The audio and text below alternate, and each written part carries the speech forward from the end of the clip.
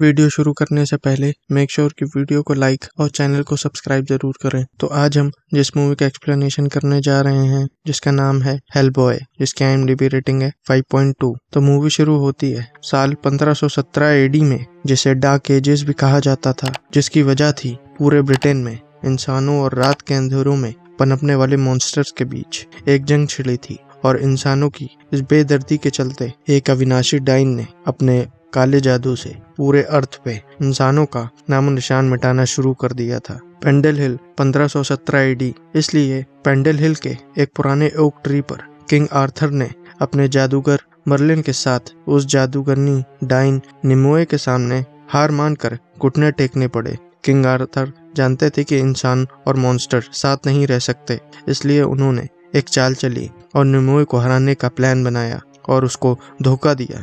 निमोए कहती है कि ऐसा कोई हथियार नहीं जो मुझे मार सके, जिसके बाद किंग आर्थर अपनी एक्सकैलिबर नाम की एक तलवार निकालते हैं, लेकिन निमोए सबके ऊपर अपना काला जादू करती है, पर किंग आर्थर अपनी तलवार से उसका सर अलग कर देते हैं। मगर इसके बाद भी वो नहीं मरती है और इसके लिए किंग आर्थर ने उसके शरीर के अलग अलग टुकड़े करके उन्हें डिब्बों में भरवा दिया और उन पर मंत्र फूंक के डिब्बों को दुनिया के अलग अलग कोने में भिजवा दिया, जिससे उसे कोई ना ढूंढ सके। टिजुआना। अब हम एक शख्स को देखते हैं जो अपने डैड से फोन पे बात कर रहा होता है। वो अपने डैड से कहता है कि उसका दोस्त एजेंट रोइस आखिरी बार वैम्पायर्स के अड्डे पे गया था और तब से वो लापता है, इसीलिए वो उसे लेने जा रहा है। अब वो अंदर जाता है जहाँ हम एक फाइटिंग रिंग को देखते हैं, जहाँ उसका फ्रेंड रोइस कहता है कि आज हमारे बीच एक शख्स जो दुनिया का सबसे बड़ा पैरानॉर्मल इन्वेस्टिगेटर होता है, जिसका नाम होता है हेलबॉय। सब उसे देखकर डर जाते हैं। रोइस उसे रिंग में फाइट करने के लिए ललकारता है। हेलबॉय उसे कहता है कि तुम कई दिनों से लापता हो, मैं तुम्हें वापस लेने आया हूँ। लेकिन वो हेलबॉय को फाइट के लिए चैलेंज करता है। अब वो दोनों रिंग में फाइट करने लगते हैं, लेकिन फाइट के बीच रोइस वैम्पायर में बदल जाता है, लेकिन गलती से वो हेलबॉय से मर जाता है। वो हेलबॉय से कहता है कि अंत आ रहा है। अपने दोस्त की मौत के बाद हेलबॉय नशे में एक बार में बैठा होता है। कुछ एजेंट्स उसके पास आते हैं और उसे अपने साथ चलने को कहते हैं। वो एजेंट्स उसके डैड ने भेजे होते हैं, Colorado bureau of paranormal research and defence. Hellboy वहां पहुंचता है। अब हम उसके डैड, जिसका नाम प्रोफेसर ब्रूम होता है, वो कहते हैं कि मैं जानता था कि तुम रोइस की मौत से अपसेट हो। उसको शैतान ने काटा था, जिससे वो वैम्पायर बन गया था। हेलबॉय कहता है कि मैं भी तो ऐसा हूँ, जिसपे ब्रूम कहता है कि तुम हमेशा से अलग रहे हो। हेलबॉय कहता है कि अंत आ रहा है। यही रोइस के आखिरी शब्द थे। वो डैड से पूछता है कि आपने मुझे यहाँ क्यों बुलाया है, जिसपे वो बताता है कि तुम ओसाइरिस क्लब को जानते हो, जो हमारी तरह काली शक्तियों से लड़ते हैं और हमारा उनसे पुराना रिश्ता है। एक बड़ी प्रॉब्लम सॉल्व करने के लिए उन्हें तुम्हारी मदद चाहिए। हेलबॉय कहता है कि कैसी मदद, जिसपे वो कहते हैं कि जायंट्स। अब हम एक वैम्पायर को देखते हैं जो एक डाइन से कहता है कि हेलबॉय ने मुझे ऐसी जिंदगी जीने पर मजबूर कर दिया और मैं उसे मारना चाहता हूँ। वो डाइन भी कहती है कि मैंने भी हेलबॉय से मात खाई है और मैं तुम्हारा दर्द समझ सकती हूँ। वो उसे बताती है कि तुम विवियन निमोए नाम की एक डाइन के पास जाओ, जिसके शरीर के टुकड़े कर दिए गए थे, मगर वो अब भी जिंदा है और अपना बदला चाहती है। उसके टुकड़े को इकट्ठा कर दो और वो तुम्हें बहुत शक्तिशाली बना देगी और तुम हेलबॉय से अपना बदला ले पाओगे। इंग्लैंड। हेलबॉय अब ओसाइरिस क्लब पहुंचता है। उसके डैड ने उसे उनकी मदद के लिए उसे भेजा होता है। वो क्लब के लोगों से मिलता है। वो लोग बताते हैं कि ओसाइरिस क्लब सालों से गुप्त रहस्यों की रक्षा करता आ रहा है। वो हेलबॉय को एक गुप्त रास्ते से ले जाते हैं और बताते हैं कि वक्त पहले जायंट्स ब्रिटेन में राज करते थे और उनकी लाशें पूरे इंग्लैंड में दफन हैं। वो कब्र से निकलते हैं और हम उनका शिकार करते हैं। लेकिन अब 3 जायंट्स जो फिर से जिंदा हो गए हैं और जंगलों में लोगों को मार रहे हैं। एक जादूगरनी वहां आती है और हेलबॉय को बताती है कि वो सभी लोग उसके डैड के साथ एक मिशन पे गए थे।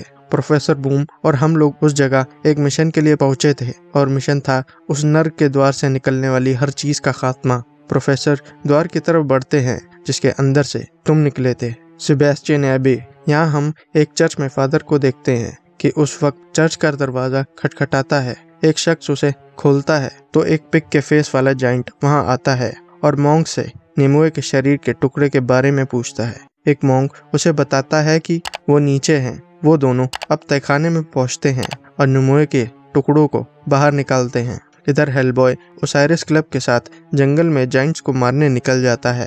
जंगलों के बीच पहुंचते ही वो लोग हेलबॉय के ऊपर हमला कर देते हैं और उसे जान से मारने लगते हैं। उसी बीच वो वहां से बचने के लिए भागता है। अब वो जाइंट्स निमोए के शरीर के सभी टुकड़ों को इकट्ठा कर रहा होता है।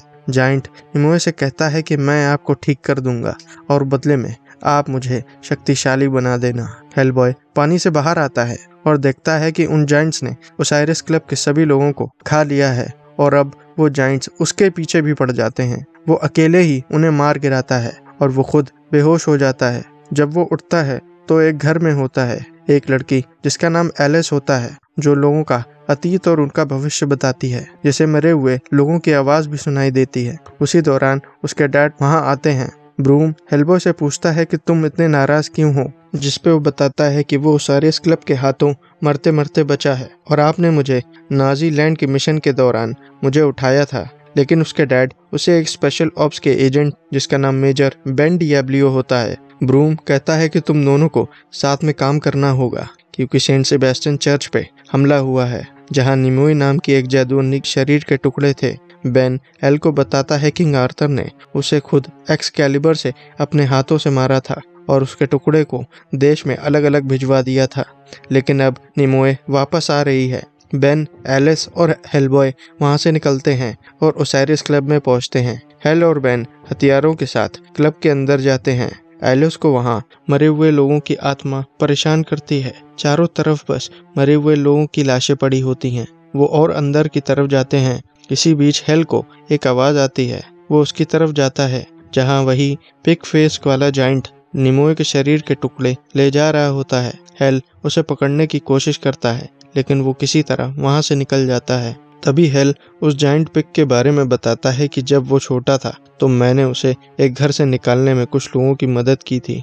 एलिस और बेन कहते हैं कि इसलिए वो पिग जाइंट निमोए की मदद कर रहा है ताकि तुमसे बदला ले पाए। वो जाइंट जिसने निमोए के सारे शरीर को जादू की मदद से जोड़ना शुरू कर देता है। वो तीनों अब ब्रूम के सीक्रेट ऑफिस पहुंचते हैं। हेल उनसे पूछता है कि जर्मन के मिशन में आप मुझको मारने गए थे, फिर क्यों नहीं मारा, और आपने ही बचपन से मेरे हाथ में गन दी और मुझे एक हत्यारा बना दिया। ब्रूम कहता है कि मैं चाहता था कि तुम केवल एक अच्छे इंसान बनो। अब उन लोगों को पता चलता है कि निमोए पेंडल हिल पर है। इधर निमोए पिग जाइंट के साथ वहां पहुंच जाता है। एलिस, हेलबॉय और बेन पेंडल हिल के लिए रवाना होते हैं।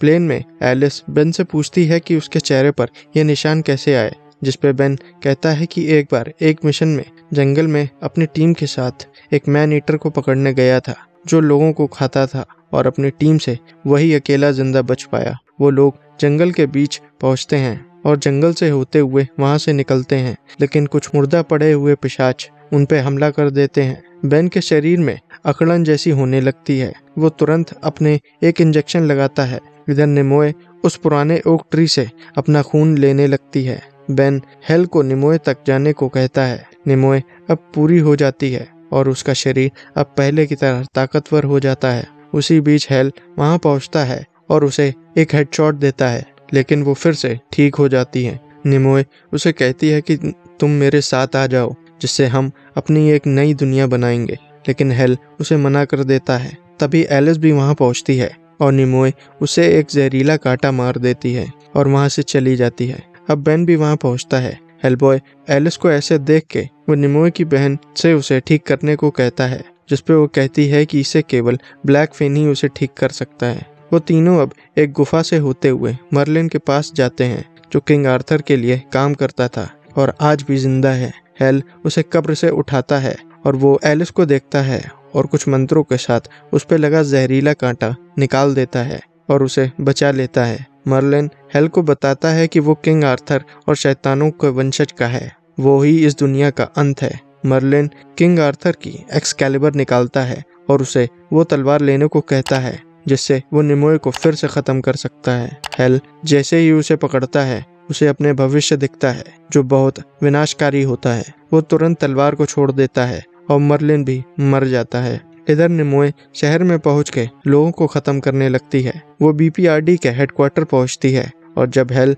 यहाँ पहुंचता है तो उसे हेडक्वार्टर में सबकी लाशें दिखती हैं, जिसमें से उसके डैड भी गायब होते हैं। हेल और उसकी टीम निमोए के पास पहुंचते हैं, पर बीच में बिग जायंट जो निमोए की ताकत से पहले से बहुत बड़ा और शक्तिशाली हो जाता है। फिर शुरू होती है हेल और जायंट के बीच फाइट। हेल बुरी तरह मारा जाता है। उसी बीच बेन और एलिस वहां फंस जाते हैं। बेन का शरीर फिर से अकड़ने लगता है और उसका शरीर अब बदलने लगता है और वो एक चीते में बदल जाता है। वो जायंट पे हमला कर देता है। दोनों मिलकर उस जायंट की धुलाई शुरू करते हैं। जायंट हेल को मारने ही जाता है। बीच में निमोए आके उसे बचा लेती है और जायंट से उसकी शक्ति वापस लेके उसे मार देती है। निमोए हेल को एक तहखाने में डाल देती है जो किंग आर्थर का होता है और जहां उनकी तलवार भी रखी होती है। वो हेल के दिमाग से खेलती है और उसे तलवार को निकालने के लिए कहती है, पर वो उसे मना कर देता है। जिसके बाद निमोए उसके डैड को मार देती है और गुस्से में आके हेल वो एक्सकैलिबर को निकाल देता है और बन जाता है नर्क का बेटा। निमोए उसे अपने पास बुलाती है और नर्क का द्वार अब खुलने लगता है, जिससे नर्क के दानव धरती पर आ जाते हैं। निमोए कहती है कि हम दोनों मिलकर इस दुनिया पर राज कर सकते हैं और हेलबॉय के सामने अपना सिर झुकाती है।